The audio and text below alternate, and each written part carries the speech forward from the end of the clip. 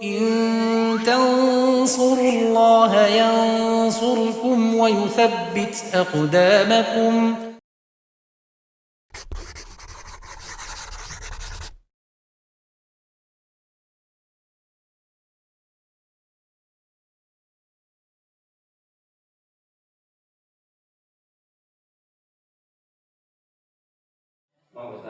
Bismillahirrahmanirrahim. Alhamdulillahirabbil alamin wassalatu wassalamu ala asrofil anbiya'i wal mursalin wa ala alihi wa sahbihi wa man tabi'ahum bi ihsanin ila yaumiddin, amma ba'd. Pemirsa Yufitedu rahimani wa rahimakumullah. Masih bersama kitab Al-Muqaddimah Al-Hadramiyah, kitab fikih dalam madhab Syafi'i karangan Asy-Syaikh Al-Alamah Al-Faqih Abdullah bin Abdurrahman Bafadl rahimahullah taala. Kita masih dalam pembahasan hal-hal perkara-perkara yang dimakruhkan dalam sholat.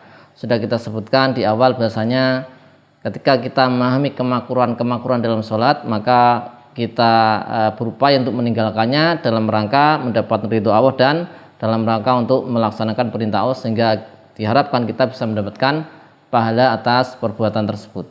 Kita lanjutkan kemakruhan yang keempat, ya, yang berikutnya.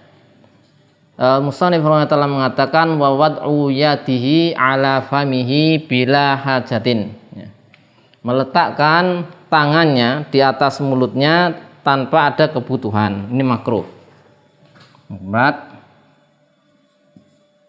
Wad'u yad alal fam bila hajah, ya. Jadi ini mulut, kemudian tangan diletakkan. Jadi mulut itu ditutup, ya. Menutup mulut tanpa apa? Kebutuhan, maka dihukumi makruh. Sehingga sebaiknya jika tidak ada kebutuhan, mulut biasa terbuka seperti ini, tidak ditutup. Karena ini diantaranya bertentangan dengan keadaan orang yang khusyuk. Maka menutup mulut itu bertentangan dengan keadaan khusyuk. Ya, ini makruh kalau tanpa hajat. Kalau ada hajat, maka bisa nanti justru disunahkan. Misalnya dia menguap, ya, dia menguap.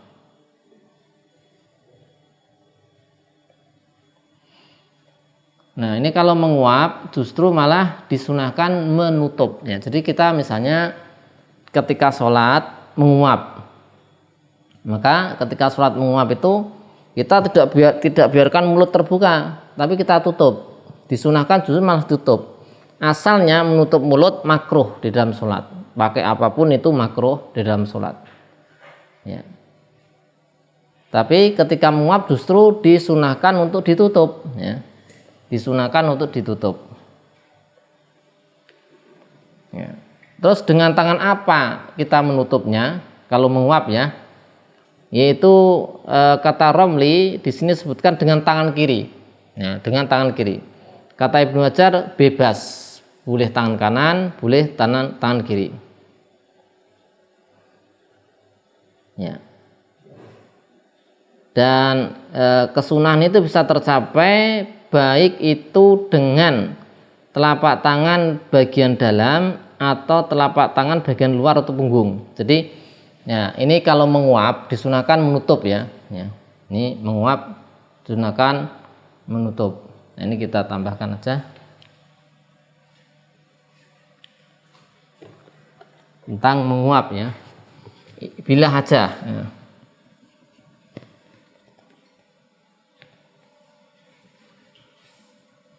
Adapun idza kana lil hajah maka tidak ada kemakruhan, wala karohata. Kemudian bahkan disunahkan bal yusan kama litasa'ub,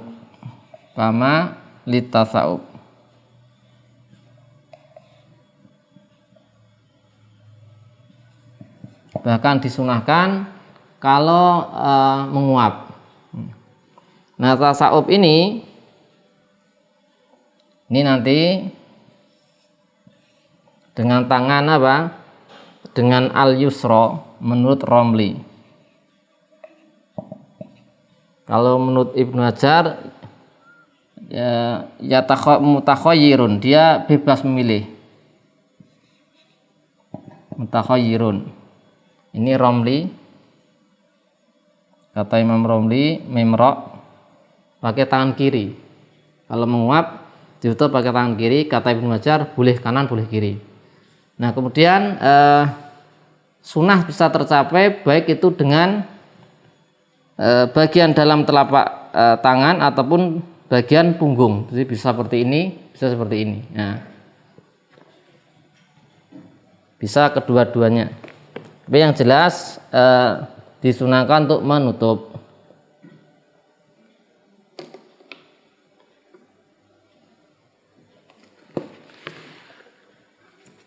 Ya, meletakkan tangan di atas mulut, ya, di mulut. Ini termasuk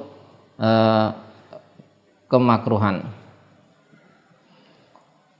Di sini disebutkan ya diantaranya kenapa? Karena bertentangan dengan keadaan orang yang khusyuk. Ini juga sama ya, kekhusyukan itu penting sehingga orang menutup. Nah, ini enggak ada kebutuhan, jadi itu bertentangan dengan kekhusyukan.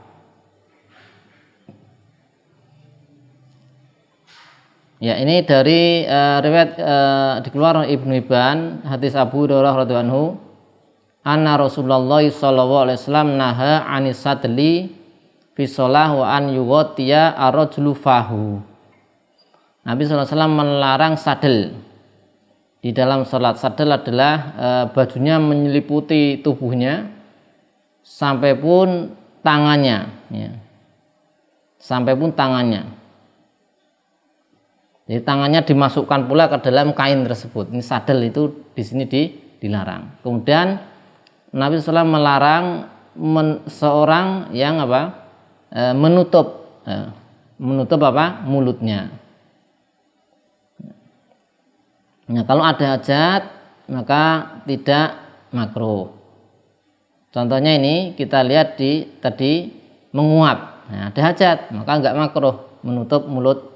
Bahkan disebutkan sunnah karena kita lihat hadis riwayat Muslim, ya, dari An Abi Sa'id Al-Khudri radhiyallahu anhu qala Rasulullah sallallahu alaihi wasallam idza tasawaba ahadukum fi sholati falyaqdim mastata'a fa inna syaitan yadkhulu. Ya, jika salah seorang dari kalian itu menguap dalam sholat, maka hendaklah dia tahan semampunya. Tahan karena setan itu masuk.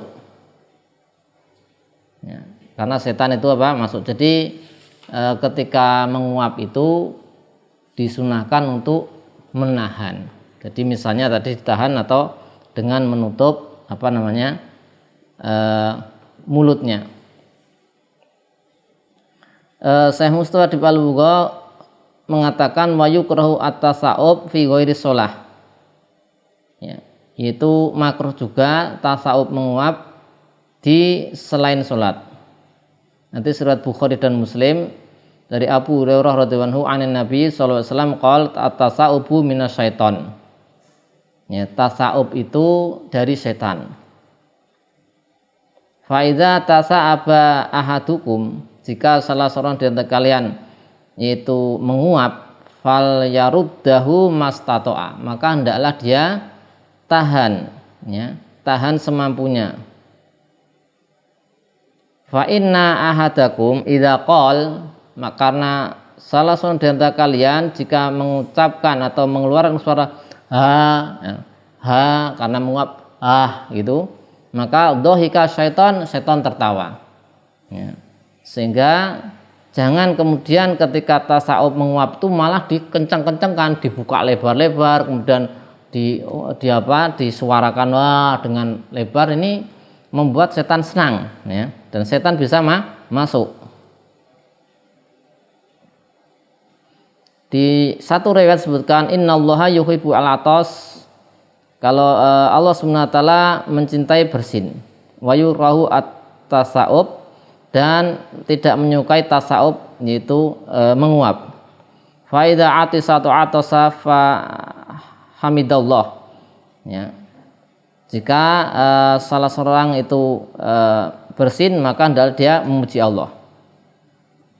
Kemudian haknya, wa hakun ala kulli muslim sami'ahu an yusammitahu, hak dari yang harus ditunaikan, yang selainnya ditunaikan setiap muslim ketika mendengar orang lain setelah bersin itu memuji Allah, maka adalah dia mendoakan misalnya yarhamukallah. Wa amma tasaubu fa innama huwa minasyaiton. Di sini disebutkan di hadis, adapun menguap itu hanyalah dari setan. Fal yaruddahu mastata'a, maka hendaklah dia menahan semampunya menguap tadi. Fa idza qala ha, jika orang menguap karena suara ha, karena membuka mulutnya, dhahika minhu syaiton, maka setan menjadi tertawa. Ini hadis tadi riwayat Bukhari Muslim. Kemudian wa an Abi Sa'idin Al-Khudri radhiyallahu anhu qala Rasulullah sallallahu alaihi wasallam idza tasawwaba ahadukum, jika salah seorang di antara kalian menguap, falyumsik biyadhi ala fihi, maka hendaklah dia tahan dengan tangannya di mulutnya tadi, ya, ditutupkan. Fa inna syaiton yadkhulu, karena setan itu masuk, ya. Jadi setan itu bisa masuk ketika seseorang menguap, maka bagaimana caranya menguap ditahan atau tadi ditutup dengan tangan misalnya, sehingga ini menguap, menutup menutup dengan tangan, menutup mulut dengan tangan, ini dihukumi sunnah. Pada asalnya menutup mulut itu dihukumi makruh di dalam sholat, tapi kalau ada kebutuhan seperti ini maka dihukumi sunnah. Dan kemudian ini tadi tentang apa? Tentang menguap, ya, tentang menguap. Dan musannif menyebutkan kemakruhan berikutnya, wa mashu jabhatihi, mengusap jabhah, keningnya, ya, mengusap keningnya.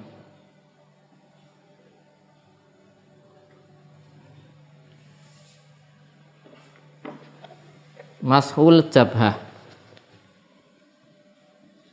Yang kelima,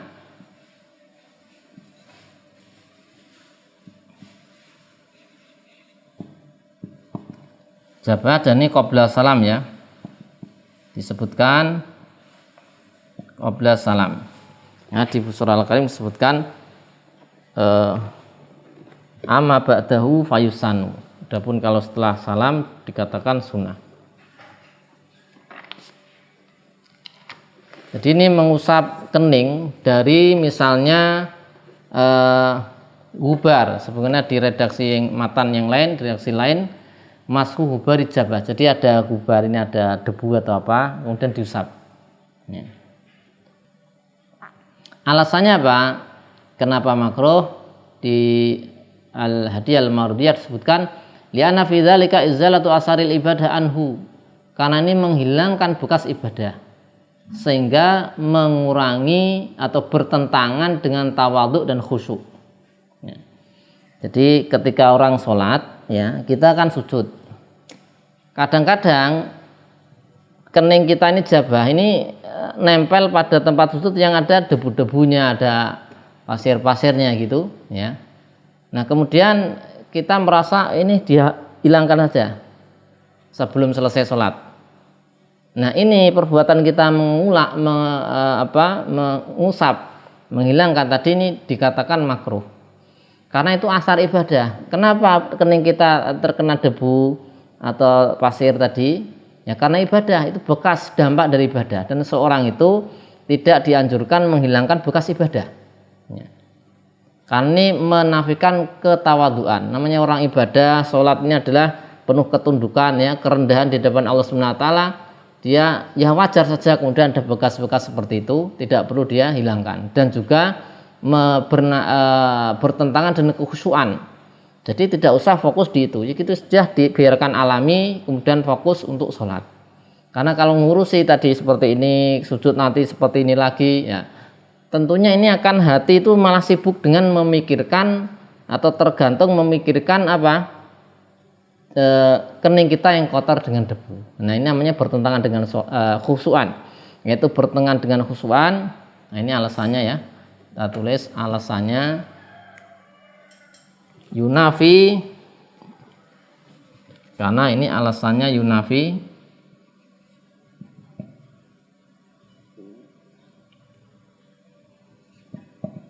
at-tawadhu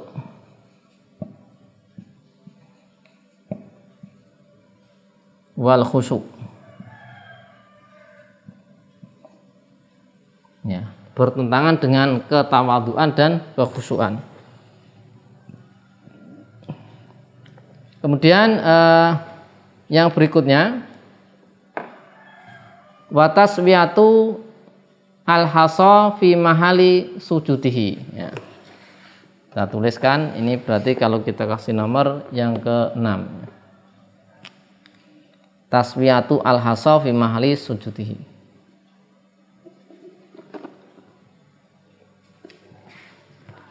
Yang ke-6. Jadi menyingkirkan, meratakan, menyingkirkan kerikil-kerikil di tempat sujud. Taswiyatu